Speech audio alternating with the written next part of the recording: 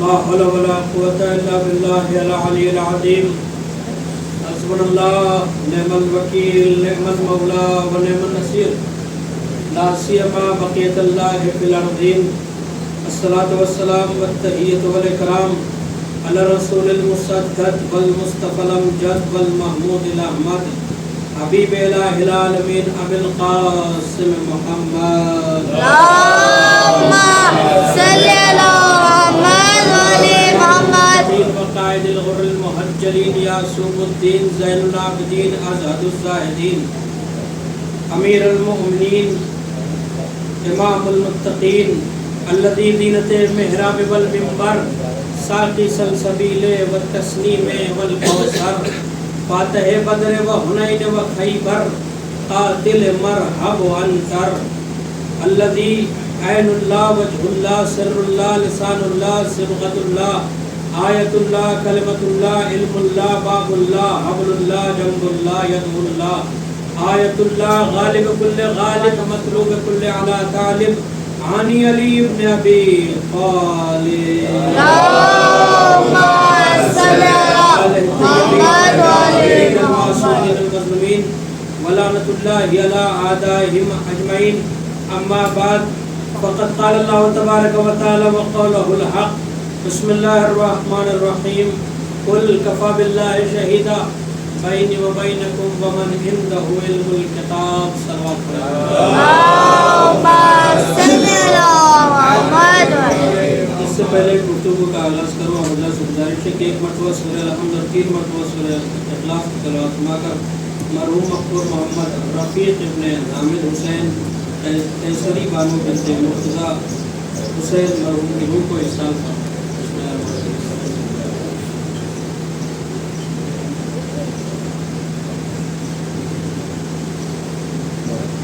محمد وآل محمد صلی اللہ علیہ وسلم. اللهم صل على محمد وعلى محمد. جناب ساجد کانپوری صاحب زیر علاج ہیں مریض ہیں ان کی شفا یابی کے لیے 5 مرتبہ بسم اللہ الرحمن الرحیم من يجيب المضطر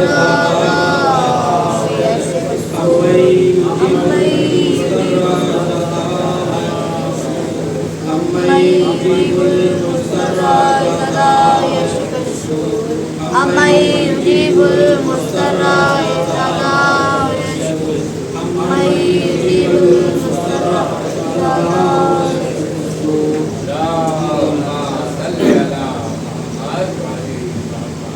محترم سامعین اکرام بزرگان عزیز دوستان عزیز امام جعفر صادق علیہ السلام کی شہادت کی تاریخ کل گزری ہے اور امام وہ جو رئیس مذہب تشیع جن کے نام سے فقہ مشہور ہے منسوب ہے فقہ جعفری جس نے علوم و فنون کے سمندر بہائے وہ امام جو منصوص من اللہ ہے. ہم نے جن کو امام مانا انہی کو مانا جس کو اللہ نے بتایا کہ امام. ہم نے بندوں کے بنائے ہوئے ہادی کو قبول نہیں کیا ہے بلکہ خدا کے بنائے ہوئے ہادی کو قبول کیا ہے.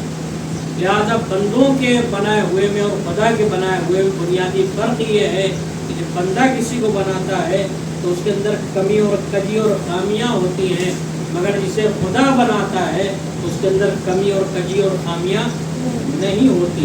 لہذا ہمارے جتنے بھی معصوم ہیں سب امام ہے اور منصوص من اللہ ہیں معصوم ہیں اللہ کی طرف سے.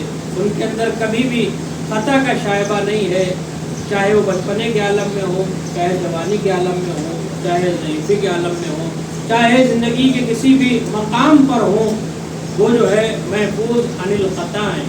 قرآن مجید جو ہدایت کی کتاب ہے قیامت تک باقی رہنے والی کتاب ہے اس میں ارشاد ہوا کہ قل کفی باللہ شہیدا میرے حبیب کہہ دو گواہی کے لیے آپ کی گواہی کے لیے میں کافی ہوں اور وہ کافی ہے جس کے پاس پوری کتاب کا علم ہے. پوری کتاب کا علم جس کے پاس ہے وہ گواہی دے گا.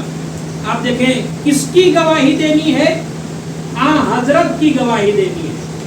وہ نبی کہ جس کا مقام یہ ہے کہ قرآن نے دوسری جگہ پر آواز دی کہ آپ کا کیا مقام ہوگا، کیفا جئنا بک علی ہؤلاء شہیدا، کہ جب تمام نبیوں کو بلایا جائے گا ان کی امت کے ساتھ، اور تمام نبی اپنی اپنی امت کی گواہی دیں گے، وجئنا بک علی ہؤلاء شہیدا، اور پھر ہم آپ کو تمام نبیوں پر گواہ بنا کر لائیں گے۔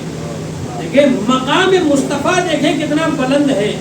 اللہ نے کہا آدم اپنی امت لے کر آئیں گے اور اپنی امت والوں کے ایک ایک فرد کی گواہی دیں گے، آواز دیں گے مالک یہ اچھا تھا، یہ نیک تھا، یہ کام کرتا تھا، یہ اچھائی اس کے اندر تھی، لہذا جیسے جیسے آدم گواہی دیں گے ایک ایک فرد کی بخشش ہوتی رہے گی، اللہ کے نزدیک مقرب ہوتا رہے گا۔ اس کے بعد نوح آئیں گے اپنی امت کو لے کر، اس کے بعد شیش آئیں گے اپنی امت کو لے کر، اس کے بعد ابراہیم آئیں گے اپنی امت کو لے کر، اس کے بعد اسماعیل آئیں گے اپنی امت کو لے کر، اس کے بعد ذوالکفل آئیں گے اپنی امت کو لے کر، اس کے بعد دانیال آئیں گے اپنی امت کو لے کر، اس کے بعد داؤد آئیں گے اپنی امت کو لے کر، اس کے بعد سلیمان آئیں گے اپنی امت کو لے کر، اس کے بعد موسیٰ آئیں گے اپنی امت کو لے کر، اس کے بعد جناب ادریس آئیں گے اپنی امت کو لے کر، یہاں تک کہ جناب عیسیٰ آئیں گے اپنی امت کو لے کر۔ تمام انبیاء اپنی امت کے ساتھ محشور ہوں گے، اور محشور ہونے کے بعد ہر فرد کی گواہی ہر انبیاء دے گا اپنی امت کا، عیسیٰ تک، یہاں تک کہ حضرت اپنی امت کو لے کر آئیں گے اور اپنی امت کے ہر فرد کی گواہی دیں گے۔ اب بچیں گے انبیاء۔ انبیاء کا گواہ کون بنے گا؟ آدم کا گواہ کون، نوح کا گواہ کون، ابراہیم کا گواہ کون، موسیٰ کا گواہ کون، عیسیٰ کا گواہ کون، ذوالکفل کا گواہ کون، دانیال کا گواہ کون، کا ان سب پر گواہ بنا کر لائے جائیں گے حضرت محمد مصطفیٰ صلی اللہ علیہ وسلم۔ شان مصطفیٰ قرآن سے آپ دیکھیں، بہت جلدی جلدی میں اپنی منزل کی طرف جا رہا ہوں۔ شان مصطفیٰ قرآن سے کہ آدم کی گواہی حضرت دیں گے، کہیں گے مالک ہاں آدم نے یہ اچھا کام کیا تھا، آدم کو اللہ اپنے نزدیک مقرب کرے گا اور مقام دے گا جنت میں۔ اس کے بعد جناب نوح کی گواہی دیں گے حضرت، اس کے بعد تمام انبیاء کی گواہی دیں گے۔ ظاہر سی بات ہے گواہی دینے کے لیے وہاں پر ہونا ضروری ہے۔ جب آدم یہ کام کر رہے تھے ہم دیکھ رہے تھے، لہذا ہم گواہی دے رہے ہیں۔ جو لوگ یہ کہتے ہیں نبی جو ہے 40 سال بعد مبعوث بالرسالت ہوئے، ان کی نظر میں توہین رسالت اسی طرح سے ہو جاتی ہے کہ جب ہم کہتے ہیں علی جو ہے اس طرح سے افضل ہیں، کہتے ہیں علی کو جو ہے بڑھا دیا، نبی کو گھٹا دیا۔ ہم نے نبی کو نہیں گھٹایا ہے، آپ نے نبی کو اتنا گھٹایا ہے کہ جب ہم علی کے فضائل بیان کرتے ہیں تو آپ کے جو اپنے بیان کیے ہوئے فضائل ہیں وہ کم نظر آتے ہیں۔ لہذا اگر آپ ہماری زبان سے شان مصطفیٰ سنیں گے پھر سمجھ میں آئے گا کہ ہم نے نبی کو گھٹایا نہیں ہے، ہم نبی کو کس معراج پر لے جا کر رکھتے ہیں اور بیان کرتے ہیں جو قرآن نے بتایا، جو اللہ نے بتایا۔ کہ تمام انبیاء کے لیے گواہ بن کر حضرت آئیں گے، گواہی دیں گے۔ گواہی دینے کے لیے ضروری ہے حضور ہونا، اس موقع پر موجود ہونا۔ مثلا اگر اخلاق بھائی گواہی دے کہ ہم گواہی دے رہے ہیں کہ یہ بنگلہ مثلا یہ جگہ ہمارے سامنے، یہ امام بارگاہ یادہ خانہ ہمارے سامنے مزین کیا گیا، بنایا گیا، یا اس کی جو ساخت ہوئی وہ ہمارے سامنے ہوئی، اب لوگ یہ کہیں گے کہ ہاں صاحب آپ نے دیکھا ہوگا، تو آپ گواہی دے رہے ہیں۔ گواہی کے لیے جب وہ چیز بن رہی ہے تو اس کا ہونا ضروری ہے۔ اگر کوئی بچہ یہ کہے ہم گواہی دیتے ہیں کہ جب یہ جو ہے بن رہی تھی عمارت، یہاں پر اتنے جو ہے مزدور کام کر رہے تھے، اتنے یہ ہو رہے تھے، تو فوراً سب یہ کہیں گے تمہیں کیسے معلوم، تم تو تھے ہی نہیں وہاں پر، تم تو پیدا بھی نہیں ہوئے تھے، تم تو سلبوں میں بھی نہیں تھے باپ کے، تم جو ہے کیسے گواہی دے رہے ہو؟ تو گواہی کے لیے ضروری ہے کہ اس کا ظاہر ہونا، وجود ہونا ضروری ہے۔ اب آپ دیکھیں جناب آدم سے پہلے حضرت تھے، لہذا قرآن نے کہا فَكَيْفَ إِذَا جِئْنَا مِنْ كُلِّ أُمَّةٍ بِشَهِيدٍ وَجِئْنَا بِكَ عَلَى هَؤُلَاءِ شَهِيدًا، ہم آپ کو تمام نبیوں پر گواہ بنا کر لائیں گے۔ اگر بعد میں آتے تو اللہ یہ نہ کہتا گواہ بنا کر لائیں گے، لہذا یہ جو ہے غور طلب بات ہے۔ اس کے بعد پھر کیا کہا قرآن نے؟ اچھا نبی کی جب گواہی کی بات ہوگی اب نبی کی گواہی کون دے گا؟ امتی کی گواہی ہر نبی دے گا. آدم اپنی امت کی گواہی دیں گے, نوح اپنی امت کی گواہی دیں گے, ابراہیم اپنی امت کی گواہی دیں گے, موسیٰ اپنی امت کی گواہی دیں گے. مگر نبیوں کی گواہی کون دے گا؟ حضرت دیں گے, کالی کملی والے دیں گے, طٰہٰ یاسین مزمل نبی دیں گے. اب ان کی گواہی کون دے گا؟ کوئی ہے جو ان کا گواہ بنے؟ قرآن نے کہا قل کفیٰ باللہ شہیدا بینی و بینکم ومن عندہ علم الکتاب. میرے حبیب تمہاری گواہی کے لیے دو ہی ذات کافی ہے, ایک میں تمہارا گواہ رہوں گا اور ایک وہ گواہ رہے گا جس کے پاس کل کتاب کا علم ہوگا. آپ بہت بے سمجھدار مجمع ہے, فاہم مجمع ہے, اہل علم کا مجمع ہے. وہ کون ہے جس کے پاس کل کتاب کا علم ہوگا؟ وہ کون ہے جس کے پاس تمام کتاب کا علم ہے؟ تو قسم خدا کی منبر کوفہ سے امیر کائنات نے کہا کہ شکر ہے اس خدا کا جس نے علی کو یہ شرف بخشا کہ علی کے علاوہ کوئی اور نہیں ہے جو حضرت کا گواہ بنے گا.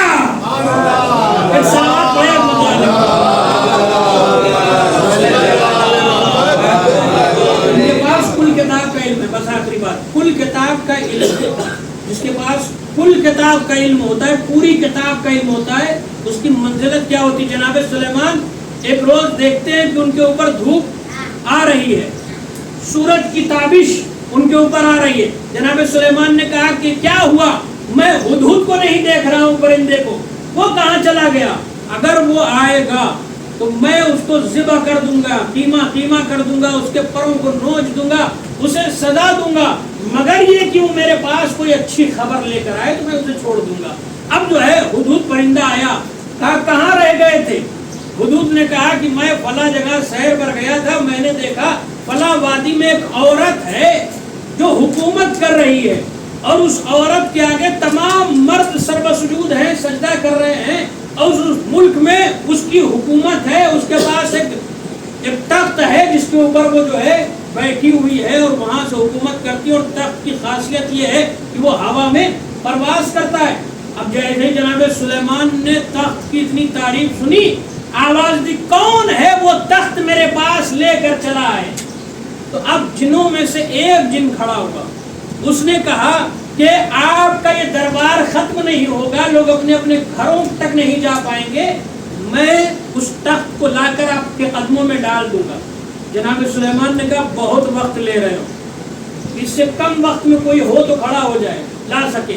ایک شخص, ایک جن اور کھڑا ہوا, اس نے کہا کہ آپ اپنی جگہ سے کھڑے نہیں ہو پائیں گے تخت چھوڑ کر, میں وہ تخت آپ کے قدموں میں لا کر ڈال دوں گا. جنات کے اندر اتنا طاقت, اتنا پاور ہے.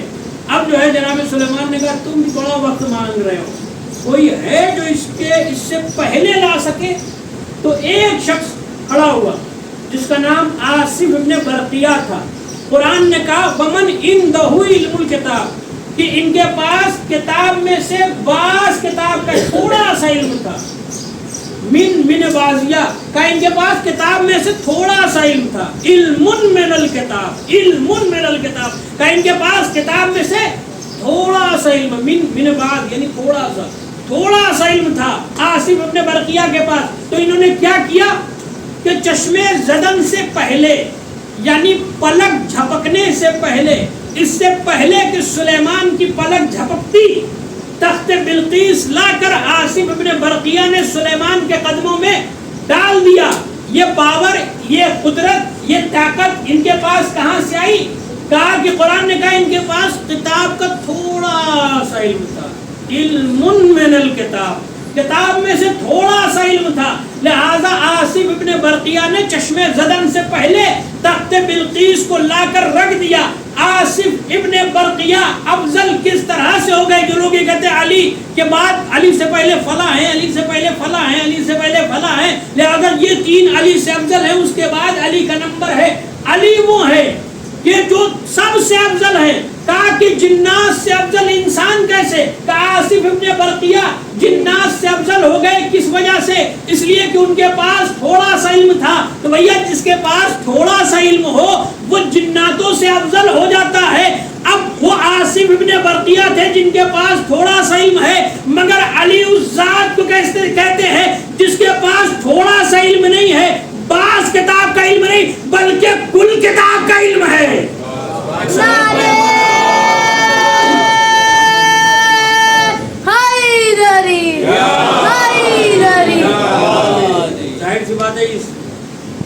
वक्त मजलिस पढ़ना भी सख्त होता है, इस वक्त जो है सुनना भी सख्त होता है। जबकि सुलेमान का तस्करा हो रहा है, तो जनाब सुलेमान वो भी जिन्होंने जो है दावत की। जनाब सुलेमान ने कहा मालिक मैं तमाम मखलूकात को खिलाऊंगा, खाने का वक्त और खाने की बात हो रही है, ताकि मैं तेरी तमाम मखलूकात को खिलाऊंगा। मगर आप देखें जनाब सुलेमान खिला न सके, इंतज़ाम किया, सारे जो है जिन्नात उनके खादिम थे, जंगलों से जो है लकड़ियाँ सब चली आई, उसके बाद तमाम खाने की चीज़ें जमा हो गई और बड़ी दावत जो है होने लगी। इतने में समंदर से एक बड़ी मछली आई, उसने कहा सुलेमान सुना है आज का खाना आपकी तरफ से है। अल्लाह ने कहा है कि आज सुलेमान खाना खिलाएंगे, दोपहर का वक्त है, लिहाजा मछली थोड़ी ठंडी रहती है। अब जो है वो मछली बड़ी निकली और उसके बाद फिर जो है जनाब सुलेमान ने कहा हाँ आज हम तुम्हारे राज़िक हैं, हम खाना खिलाएंगे। तो उसने कहा फिर शुरू कीजिए, बिस्मिल्लाह मुझे भूख लगी है। अब इन्होंने जो है खिलाना शुरू किया, खाना दे रहे हैं, मछली खाए जा रही है, खाए जा रही है, यहाँ तक के जिन्नात खिला रहे हैं, इधर खाना खत्म हो रहा है, उसकी भूख नहीं खत्म हो रही है। जहाँ पर अगर कोई खाने का एहतमाम करता है, प्रोग्राम करता है, वहाँ मजमा ज़्यादा हो जाए तो खाना कम पड़ जाए, तो आप बानी को देखिएगा, कभी कभी दौड़ दौड़ के वो देर के पास जाता है, कभी दौड़ दौड़ के आगे मजमे को देखता है और हर खाने वाले का मुंह देखता है कि कितना खाएगा, बस कर इधर खत्म होने वाला है। वही हाल जनाब सुलेमान का था। जनाब सुलेमान कभी देव की तरफ जा रहे थे, कभी मछली का मुंह देख रहे थे, आवाज दे रहे थे बस कर कितना खाएगी, पूरा खाना खत्म होने वाला है, अभी अल्लाह की और भी मखलूकात बाकी है, अभी तू तो पहली खिल्क है जो आकर पूरा खाना खा रही है। उस बड़ी मछली ने कहा सुलेमान जब जिम्मेदारी पूरी नहीं कर सकते तो जिम्मेदारी लेते क्यों हो? अगर तुमने हमें इतना खिलाया है, अभी हमारा 1/3 भी पेट भरा नहीं है, अभी 3 हिस्सा भूख हमारी और बाकी है। ऐ सुलेमान तुमने आज खाने की जिम्मेदारी ली, लिहाजा तुम्हारी जिम्मेदारी की वजह से मैं भूखी पलट रही हूँ। मेरा खुदा रोज मुझे इससे कई गुना ज्यादा खिलाता था। अब समझ में आया कि सुलेमान में और अल्लाह में कितना फर्क है। सुलेमान एक वक्त भी नहीं खिला सकते जबकि उनके पास पूरा इख्तियार था। अल्लाह अपनी तमाम मखलूकात को खिलाता है और किसके जरिए से खिलाता है? अली इब्ने अबी तालिब के जरिए से खिलाता है। एक रोज जनाब सलमान फारसी आए, आन के तरह सैयदा पर आवाज दी फिजा आईना अली, अली कहाँ है? जनाब फिजा ने कहा अली आसमान पर रोटियां तकसीम कर रहे हैं, अली जमीन में पाताल में मखलूकात को खाना दे रहे हैं, रिस्क दे रहे हैं। जनाब सुलेमान पलट कर आए, जनाब सलमान पलट कर आए, क्या देखा? मस्जिद में अली बैठे हुए हैं। आवाज दी या रसूल अल्लाह, फिजा मादल्ला झूठ बोल रही हैं। मैंने पूछा अली कहाँ है? उन्होंने कहा आसमान में रोटियां तकसीम कर रहे हैं, पाताल में मखलूकात को रिस्क दे रहे हैं। मगर मैं जब आया मैंने अली को मस्जिद में पाया। ये फिजा मादल्ला झूठ बोल रही हैं। एक मर्तबा हजरत ने सलमान की आंखों पर हाथ फेरा और अब जो सलमान ने देखना शुरू किया, जमीन से लेकर अर्श औला तक अली तमाम मखलूकात को खाना खिला रहे थे। जब जमीन पर देखा तो जमीन पर हर जगह अली नजर आए, यहाँ तक कि अली अपने हाथों से एक चींटी के मुंह में निवाला डाल रहे थे।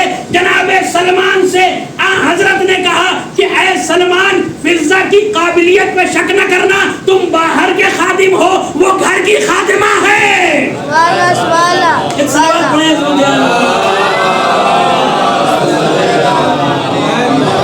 वो सुलेमान थे जो एक लम्हे के लिए उन्होंने जो है दावत की जिम्मेदारी ली, खिला न सके, लेकिन अली वो फखरे सुलेमान है जो तमाम मखलूकात को खाना खिलाता है। आप देखिए ये अहले बैत है, और जो इनसे वाबस्ता हो जाता है, 20 मिनट हो गया, जो अहले बैत से वाबस्ता हो जाता है उसके अंदर भी शरफ आ जाता है। बस आखिरी बात इस सिलसिले की, और वो इतना आलिम हो जाता है कि वक्त का काजी जुनैद बगदादी भी उसके आगे कम रंग नजर आता है।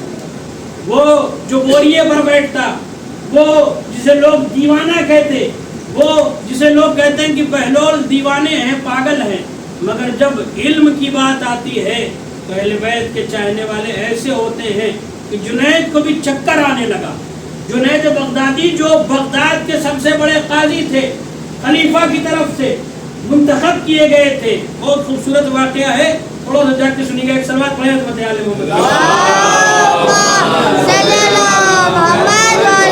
जुनैद ने देखा बहलोल आ रहे हैं, جنید کے ساتھ جتنے جو ہے علماء تھے اور ان کے شاگرد تھے، سب نے کہا کہ بہلول کا مذاق بناتے ہیں۔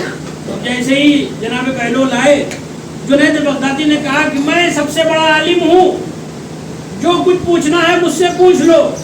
شاگردوں نے جو ہے سوال کرنا شروع کیا۔ اب دیکھیں، جس نے بھی علی کے علاوہ سلونی کا دعویٰ کیا ہے وہ ذلیل و رسوا ہوا ہے۔ جنید بغدادی نے سلونی کا دعویٰ کیا، جیسے ہی کہا جو کچھ پوچھنا ہے مجھ سے پوچھ لو۔ بہلول گانا آگے بڑھے۔ بہلول نے کہا بولنے کا طریقہ کیا ہے، بولنے کا طریقہ کیا ہے؟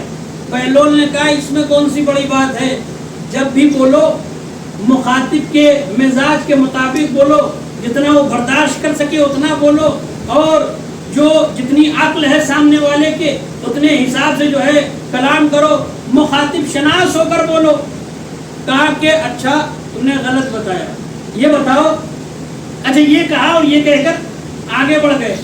اب انہوں نے جو انہوں نے دعویٰ کیا تھا کچھ پوچھنا ہے مجھ سے پوچھ لو، سلونی کا دعویٰ کیا تھا، لہٰذا اب یہ جو ہے رسوا ہو گئے۔ بہلول نے، اب لوگوں نے کہا، جو لوگ جمع تھے، کہا کہ جنید بغدادی اتنا بڑا قاضی کہ پاگل تمہارا مذاق بنا کر چلا گیا، تم اس کا مذاق بنانے آئے تھے تو تمہارا مذاق بن گیا، تم خود شکار کرنے تھے آئے تھے، خود ہی شکار ہو گئے، شکار کرنے والا خود شکار ہو گیا۔ اب جو ہے انہوں نے سمجھا کہ کوئی بات ہے، اس لیے کہ پہلے سے جانتے تھے ان کے علم کو، لہذا بہلول کے پیچھے پیچھے، جیسے ہی اتنا بڑا قاضی اتنا بڑا عالم ان کے پیچھے پیچھے جانے لگا، جتنے علماء تھے جنید کے ساتھ کے سب جو ہے ان کے پیچھے پیچھے جانے لگے۔ اور لوگوں نے کہا کہاں آپ ان کے پیچھے جا رہے ہیں؟ کہا نہیں، ہمیں بولنے کا سلیقہ سیکھنا ہے، لہذا ہم ان کے پیچھے جا رہے ہیں۔ جا کر کہا کہ بہلول مجھے بولنا نہیں آتا، مجھے بولنا سکھا دو۔ پھر انہوں نے کہا کہ یہ بتاؤ کہ کھانا کھانے آتا ہے تمہیں؟ کھانا کھانے کے آداب معلوم ہے؟ تم نے کہا ہاں، بسم اللہ کر کر کھانا چاہیے، چھوٹا چھوٹا لقمہ اٹھا کر کھانا چاہیے، اور اس کے بعد خوب چبا کر کھانا چاہیے، اور کھانے سے پہلے بسم اللہ اور کھانے کے بعد الحمدللہ کہنا چاہیے۔ بہلول دانا نے کہا کہ نہ تمہیں بولنے کا آداب معلوم ہے، نہ تمہیں کھانے کھانے کے آداب معلوم ہے۔ یہ کہہ کر پھر اٹھے، پھر آگے چل دیے۔ اب جو ہے جنید بغدادی ان کے پیچھے پیچھے، پورا بغداد دیکھ رہا ہے کہ ایک دیوانے کے پیچھے کتنے دیوانے ہوئے ہیں، اور جنہیں کھانا کھانے کے آداب نہیں آتے، بولنے کے آداب نہیں آتے، وہ جو ہے بہلول کے پیچھے پیچھے پورا بغداد دیکھ رہا ہے۔ کوئی تو بات ہے، علی کے پیچھے آپ دیکھیں، بڑے بڑے اس زمانے کے علی کے چاہنے والے کے پیچھے ہو گئے، اور اس کے بعد جو ہے کہہ رہے ہمیں سکھا دو، ہمیں سکھا دو۔ اس کے بعد پھر جناب بہلول ایک جگہ رکے، بس آخری بات، پھر ایک جگہ رکے، رکنے کے بعد کہا کہ یہ بتاؤ تمہیں بولنے کا سلیقہ نہیں معلوم، تمہیں کھانے کھانے کے آداب نہیں معلوم، کھانا کھانا تمہیں نہیں آتا، یہ بتاؤ سونے کے آداب تمہیں معلوم ہے؟ اس نے کہا کہ ہاں سونے کے آداب معلوم ہے، اس طرح سے سونا چاہیے، یہ جو ہے نماز عشاء کے بعد سو جانا چاہیے، اور یہ سورہ پڑھ کے سونا چاہیے، اور قل اللہ پڑھنا چاہیے، یہ پڑھنا چاہیے تاکہ غلط جو ہے خواب نہ آئے، اور جو ہے وحشتناک خواب نہ آئے، اور اس کے بعد جو ہے سونا چاہیے، یہ آداب ہے سونے کے، اس طرح سے سونا چاہیے، دائیں کروٹ ہو کر بائیں کروٹ ہو کر، یہ ساری چیزیں جنید بغدادی نے بتائی۔ بہلول نے کہا نہ تمہیں کھانا کھانے کے آداب معلوم، نہ تمہیں بولنے کا سلیقہ معلوم، نہ تمہیں سونے کا سلیقہ معلوم، اور تم یہ کہہ رہے ہو جو کچھ پوچھنا ہے مجھ سے پوچھ لو۔ علی کے علاوہ کوئی سلونی کا دعویٰ نہیں کر سکتا، تم جو ہے دعویٰ کر رہے ہو، کہیں کہیں ہوتے ہیں کچھ لوگ، ہمیں سیکھنے کی کوئی ضرورت نہیں۔ مولوی صاحب آواز دیں، رمضان میں درس قرآن ہے، آئیے، کام ہے، آئیے، مگر وہ جو ہے ہمیں سب آتا ہے۔ اصل میں یہی جنید والا مسئلہ ہے، وہ سمجھتا تھا ہمیں سب آتا ہے، اس نے جو ہے سلونی کا دعویٰ کر دیا، مگر جب علی کے چاہنے والے نے پوچھا ہے کہ کر کے تو کسی چیز کا جواب نہ دے سکے۔ اب جو انہوں نے کہا کہ ہمیں یہ بتا دیا، بہلول نے کہا تمہیں نہ سونے آتا، نہ بولنے آتا، نہ کھانا کھانے کا سلیقہ معلوم، تمہیں قاضی کس نے بنا دیا، تمہیں عالم کون کہتا ہے؟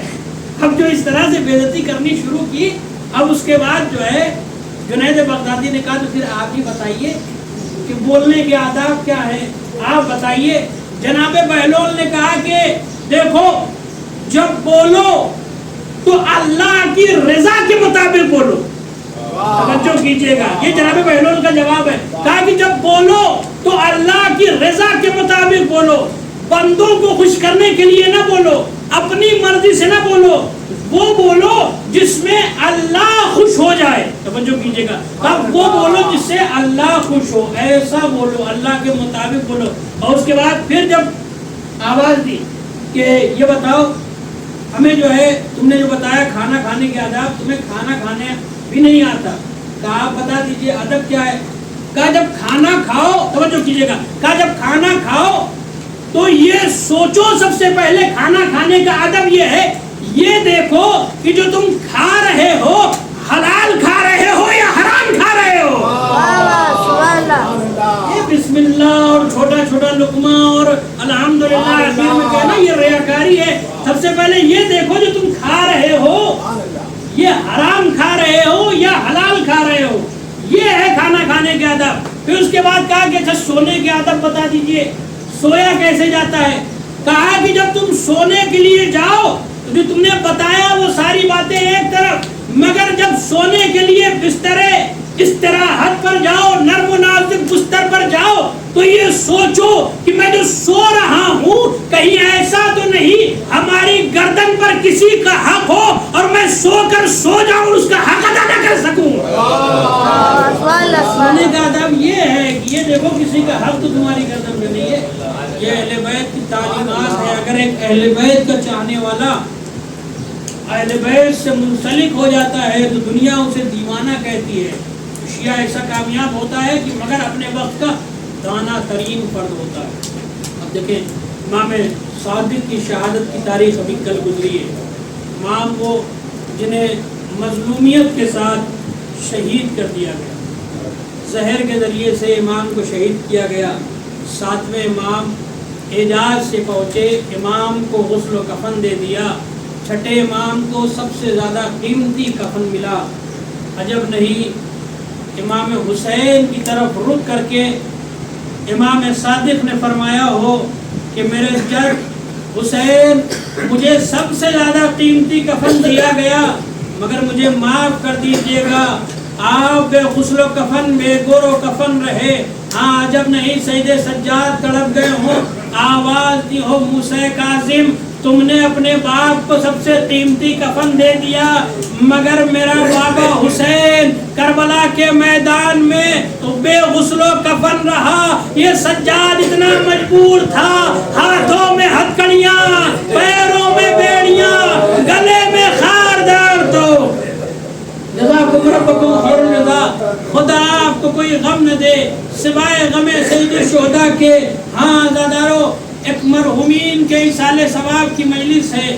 امام حسین مظلوم ترین فرد ہیں اہل بیت کی، لہذا امام حسین نے خود ارشاد فرمایا کہ شیعتی مہما شربتم ما عزب فاسکرونی او سمیتم بے غریب او شہید فاندبونی لیتکم فی یوم عاشورا جمیعا تنظرونی کیف استسقی لطفلی فابو یرحمونی. اے میرے شیعوں جب گرمی کا موسم ہو، جب بھی کبھی گوارا پانی پینا، ٹھنڈا پانی پینا، ایسا پانی پینا جو پینے کے بعد تمہاری پیاس بجھ جائے تو مجھ حسین کو غریب کو یاد کر لینا، اس لیے کہ حسین کو کربلا کے میدان میں لب تشنا شہید کیا گیا. یوم عاشورا جمیعا تنظرونی، اور کاش تم کربلا کے میدان میں ہوتے اور دیکھتے کہ میں اپنے ششماہے کے لیے کیسے سوال آپ کر رہا تھا اور بدلے میں 3 بھال کا تیر ملا. ہاں زادارو امام حسین کی مصیبت تھی کہ امام حسین نے آپ کو ایسے موقع پر یاد کیا. امام حسین کے لیے عظیم مصیبت تھی. امام حسین نے قاسم کے پامال ٹکڑے اٹھائے، آپ کو یاد نہیں کیا. اکبر کے کلیجے سے نیزے کیانی نکالی، آپ کو یاد نہیں کیا. اور محمد کے لاشیں لائے، آپ کو یاد نہیں کیا. عباس کے کٹے ہوئے بازو لائے، آپ کو یاد نہیں کیا. حبیب ابن مظاہر کے لاشیں کو لائے، آپ کو یاد نہیں کیا. مگر جب مصیبت تھی حسین پر کربلا کے میدان میں، جو اپنے ششماہے کے لیے سوال آپ کر رہے تھے، آواز دی اے میرے شیعوں کاش تم ہوتے کربلا میں اور دیکھتے میں کیسے اپنے ششماہے کے لیے سوال آپ کر رہا تھا.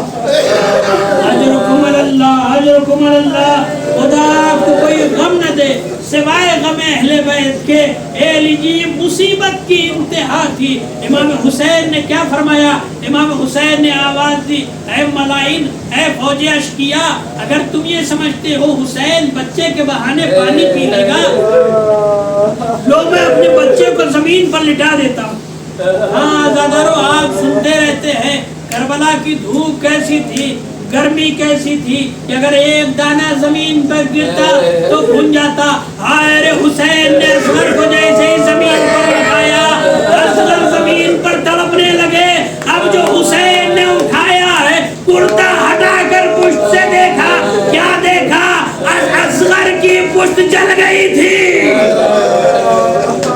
جزاکم ربکم خیر الجزاء، خدا آپ کو کوئی غم نہ دے۔ امام حسین نے پھر دوسرا جملہ ارشاد فرمایا، مصیبت کی انتہا ہے۔ امام حسین نے فرمایا فوج اشقیا، اسے ایک قطرہ آپ دے دو، تھوڑا سا پانی دے دو، اس کی ماں کا دودھ خشک ہو گیا۔ میں نے بڑی آسانی سے کہہ دیا، آپ نے بڑی آسانی سے سن لیا۔ اللہ جانے حسین نے کیسے کہا کہ اس کی ماں کا دودھ خشک ہو گیا۔ ایک غیرت مند امام نے کیسے کہا کہ اس کی ماں کا دودھ خشک ہو گیا ہے، اسے تھوڑا سا پانی دے دو، مگر ہاں ادھر سے کوئی جواب نہیں آیا۔ حسین نے فرمایا میرے لال اصغر، تم بھی تو حجت خدا ہو، اپنی حجت تمام کر دو۔ اب جو اصغر نے سنا اپنی ننھی ننھی زبان، اپنے ننھے ننھے ہونٹ پھیرنا شروع کیا۔ فوج اشقیا نے دیکھا قیامت برپا ہو گئی، لوگ رونے لگے۔ شبر نے کہا اتنا کلام الحسین، رکنا کہاں ہے؟ حسین کے کلام کو قطع کر دے۔ 30 بال کا تیر چلا، اصغر کی طرف روانہ ہوا۔ تیر جب چلا ہے اصغر کے گلے پر لگا، تیر اتنا وزنی تھا، ملائن کہتے وہ تیر اونٹ کو نہر کرنے کے لیے استعمال کیا جاتا تھا، اونٹ پر چلایا جاتا تھا۔ عرب سب سے بڑے جانور پر اس اسلحے کا استعمال کرتے تھے۔ کربلا کا جو سب سے بڑا اسلحہ تھا وہ سب سے چھوٹے پر چل گیا۔ جزاکم ربکم خیر الجزاء۔ جیسے ہی تیر آ کر لگا، مقتل کا ذبح العزم من العزم، تیر ایک کان کے پاس سے ذبح کرتا ہوا دوسرے کان کے پاس سے نکل گیا۔ مقتل کا ذبح العزم من العزم، ایک کان کے پاس سے ذبح کرتے ہوئے دوسرے کان کے پاس سے نکل گیا، آ کر حسین کے بازو میں پیوست ہو گیا۔ مقتل یہ بھی کہتے ہیں، آخری جملہ ہے مصائب کا تاکہ مرحوم کے لیے ایصال ثواب ہو جائے۔ مقتل یہ بھی کہتے ہیں جب اصغر کو تیر لگا ہے نا، اصغر قمات میں تھے۔ قمات کسے کہتے ہیں؟ عرب جب کوئی نو مولود بچہ ہوتا تھا، چھوٹا بچہ ہوتا تھا، اس کو ایک بارچے سے باندھ دیتے تھے تاکہ اس کے ہاتھ پاؤں سیدھے رہے۔ مقتل یہ کہتے ہیں جب اصغر کو تیر لگا، اصغر کے ہاتھ پاؤں بندھے ہوئے تھے۔ جزاکم ربکم خیر الجزاء۔ کربلا کے 2 ہی شہید ہیں، جب انہیں تیر لگا تو ان مچل کے رہ گئے۔ ایک غازی عباس ہے، جب آنکھوں میں تیر لگا ہاتھ موجود نہیں تھے۔ دوسرا شہید اصغر ہے، جب گلے پر تیر لگا اصغر کے ہاتھ قماش سے بندھے ہوئے تھے، اصغر مچل کے رہ گئے۔ حسین نے اصغر کو بلند کیا، آواز دی ربنا تقبل منا، پالنے والے حسین کی یہ قربانی۔